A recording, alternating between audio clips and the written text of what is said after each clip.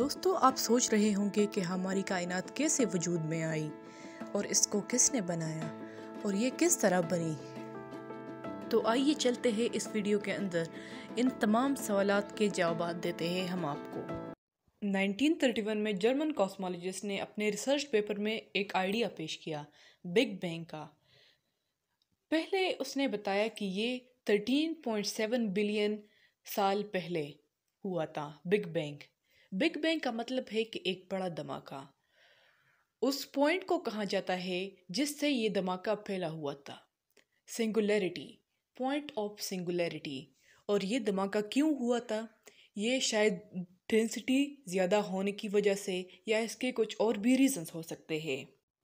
Singularity उस small point को कहा जाता है और इंक्रीजिंग डेंसिटी जब ज़्यादा हुई तो उसने एक्सप्लोजन किया, एक बड़ा धमाका किया और उस धमाके से हमारे पास इन्फ्लेटॉन फील्ड या इन्फ्लेटॉन पार्टिकल आ गए जो कि फिर डिके हो गए और इससे अदर पार्टिकल्स इलेक्ट्रॉन वगैरह बन गए। उस बड़े से धमाके के बाद हमारे पास प्लाज्मा बन गया। जो इलेक्ट्रॉन प्रोटॉन इनिशियल में बने थे वो इस प्लाज्मा से नहीं निकल सकते थे, लेकिन जब आहिस्ता आहिस्ता हमारे पास टेम्परेचर डिक्रीज होना शुरू हो गया तो जो प्रोटॉन थे वो हमारे पास डीकपल हो गए, इससे बाहर निकल गए इस हॉट प्लाज्मा से, जिसने बाद में CMB बनाया, cosmic microwave background radiation, 13.7 billion years ago. जब हमारे पास पार्टिकल जैसे इलेक्ट्रॉन वगैरह बन जाते हैं तो इसमें इलेक्ट्रोस्टैटिक फोर्स जनरेट हो जाता है।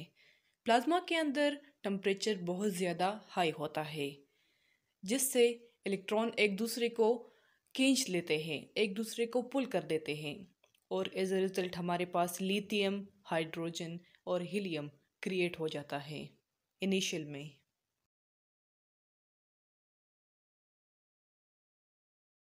जब एटम वगैरह क्रिएट हो जाते हैं और मैटर बन जाता है तो रिजल्ट में हमारे पास planet cluster, super cluster, stars, electron, proton, neutron, quarks, photon, ये सब पार्टिकल्स हमारे पास आ जाते हैं और इन्हें मास भी दिया जाता है।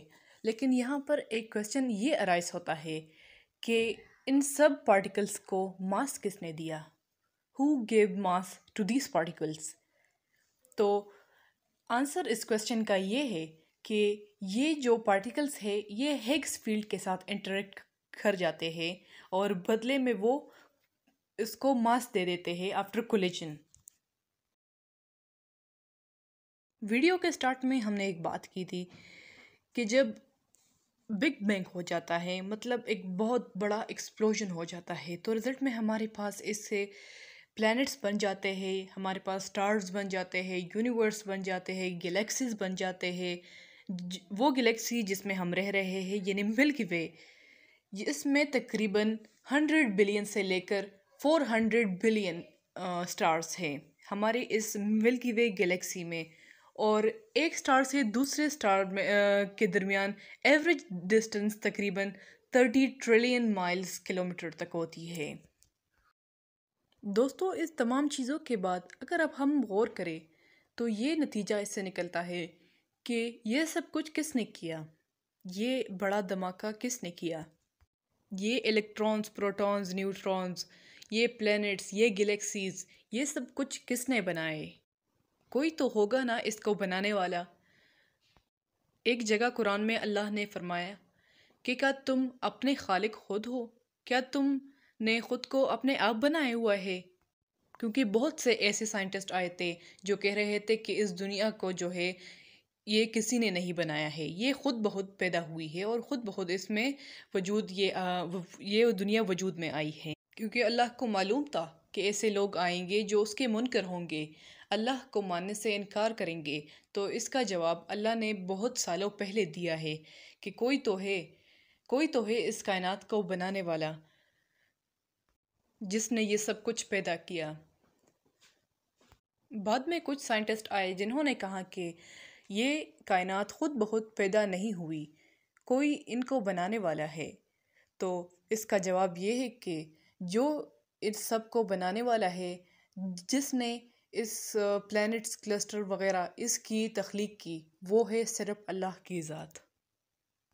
दोस्तों, अगर वीडियो अच्छी लगी हो तो इसको शेयर एंड सब्सक्राइब ज़रूर कीजिए।